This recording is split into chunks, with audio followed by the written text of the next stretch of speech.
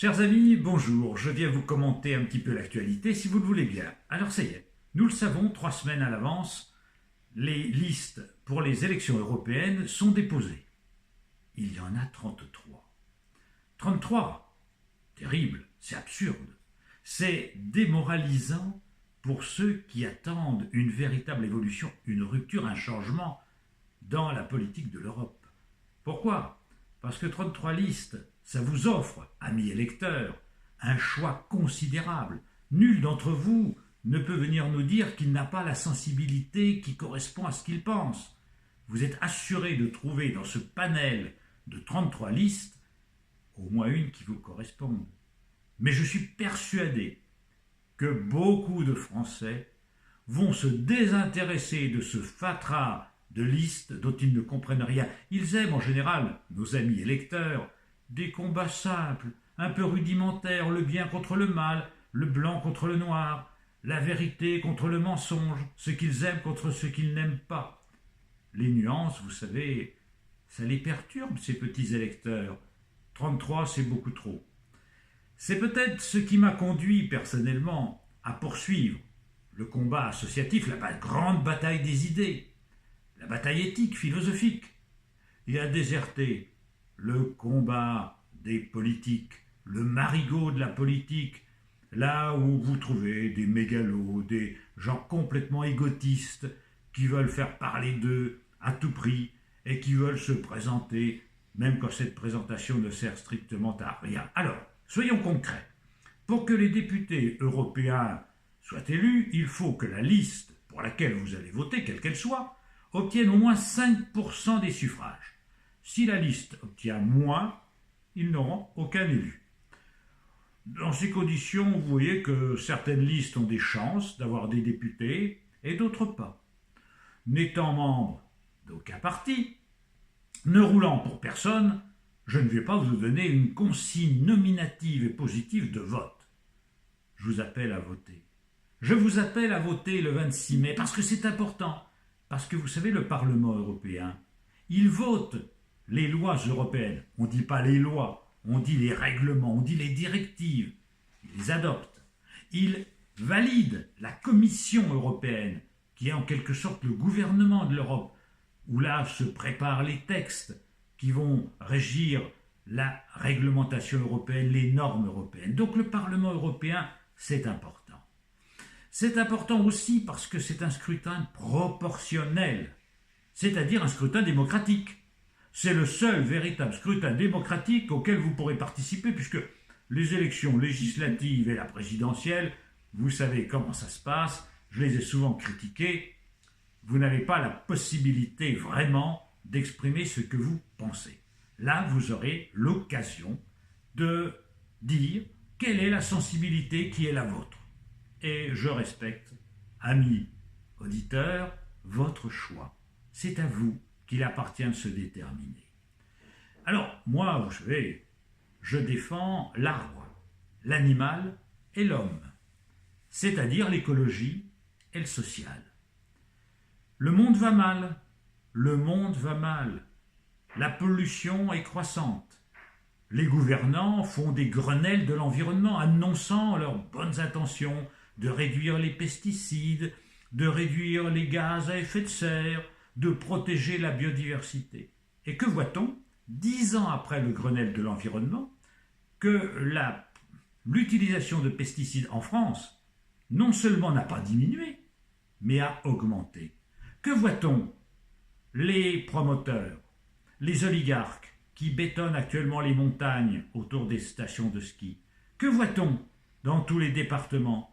Des présidents enclavés dans leur esprit, qui veulent désenclaver le moindre petit hameau en construisant partout des routes, des autoroutes, du bitume, du béton, de l'asphalte. On continue cette destruction, j'allais dire cancéreuse de la planète. L'homme, c'est la cellule cancéreuse de la Terre. Il prolifère et partout il sécrète ces toxines que sont les pesticides et que sont l'artificialisation, l'empoisonnement de l'espace.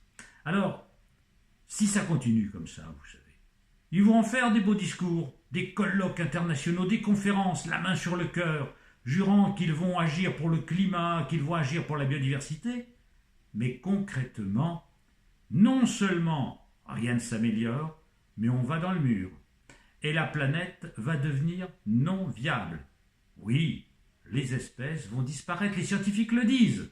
Il y a eu un colloque, vous savez, à Paris ces jours-ci, où 500 scientifiques se sont rassemblés pour nous dire qu'1 million d'espèces allaient disparaître de la surface de la Terre. Mais si on continue comme on fait actuellement, c'est l'humanité elle-même qui disparaîtra.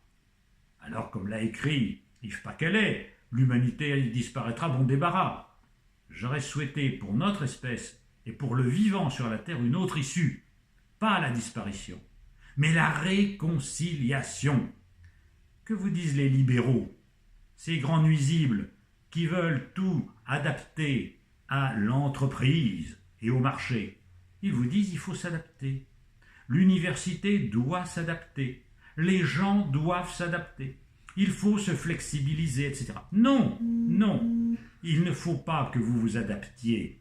Il faut que la société s'adapte au vivant. C'est le vivant qui prévaut. C'est pas l'économie, c'est pas l'argent, c'est pas les entreprises, c'est pas le marché. Ce qui vaut, c'est vous, êtres vivants, êtres humains. C'est vous, animaux, c'est vous, végétaux, nature, tout ce qui vit sur la planète. C'est ça qui a de la valeur, avant tout. Et il faut que la spéculation s'arrête. Il faut que nous arrêtions de tout polluer, de tout détruire pour permettre à des oligarques de s'enrichir. Alors, assez de ces élus qui veulent bétonner, asphalter partout, en nous disant « mais c'est pas très grave, notre petit lotissement, notre petite zone industrielle, qu'est-ce que c'est ?» Et puis, vous savez, on ne va pas devenir une réserve d'Indiens, il faut bien se désenclaver. Oui, mais ils disent tous la même chose partout sur la Terre. C'est exactement le processus biologique de la cellule cancéreuse, qui se multiplie indéfiniment jusqu'à détruire l'organisme qui l'abrite. Eh bien, l'homme ne doit pas être la cellule cancéreuse de la Terre. Et ce n'est pas l'homme qui est dangereux, c'est l'homo economicus libéral, cette idéologie perverse qui domine la planète. Et cette idéologie, vous savez, elle feint d'être démocratique, elle ne l'est pas du tout. Il n'y a pas une extrême droite fasciste, populiste, redoutable, et une gentille droite centriste, modérée. C'est pas vrai. L'une viole, l'autre prostitue.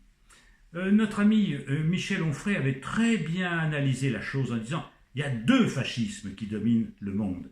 Il y a eu le fascisme de Mussolini d'Hitler, un fasciste botté, casqué, avec des défilés aux flambeaux, avec des hordes de SA dans les rues. C'est le fascisme de Lyon, celui qui domine par la force. Et puis, il y a un fascisme mou, rusé, ce que Michel Onfray appelait le fascisme de renard. C'est celui sous lequel nous vivons. Ne vous y trompez pas, ces gens-là. Pour défendre leurs intérêts économiques de caste, ils sont prêts à tout. Ils sont prêts à éborgner les gens avec des LBD. Ils sont prêts à violer les libertés fondamentales pour défendre leur système économique, qui est un système économique qui détruit irrémédiablement le vivant. Je ne crois pas que l'on puisse concilier la véritable écologie, celle du vivant, avec le libéralisme économique. Donc, si vous voulez, le 26 mai, amis électeurs, ayez présent, en allant voter, cette vérité fondamentale. On ne réconciliera pas l'entreprise privée et le marché avec la prévalence du vivant, de l'arbre, l'animal et l'homme. Il faut choisir. Alors choisissez. En attendant, je dis, très bien, Monsieur Macron, pour le nommer, qui est évidemment le pur produit de la finance et des banques, a pris 2 mesures qui sont positives. Il a renoncé à Notre-Dame-des-Landes pour Monsieur Hulot. Il vient peut-être de renoncer à la mine d'or de Guyane pour Monsieur Pascal Canfin. Très bien, très bien. Non, il faut le dire.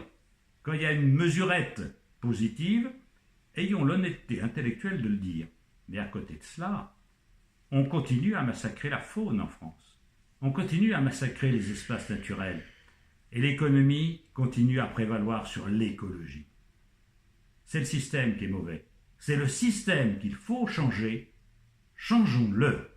Merci mes amis, et je remercie Isabelle Alino, qui est la personne qui me permet de vous parler de temps en temps. Et merci à elle, et merci à vous, amis auditeurs. Bonne continuation.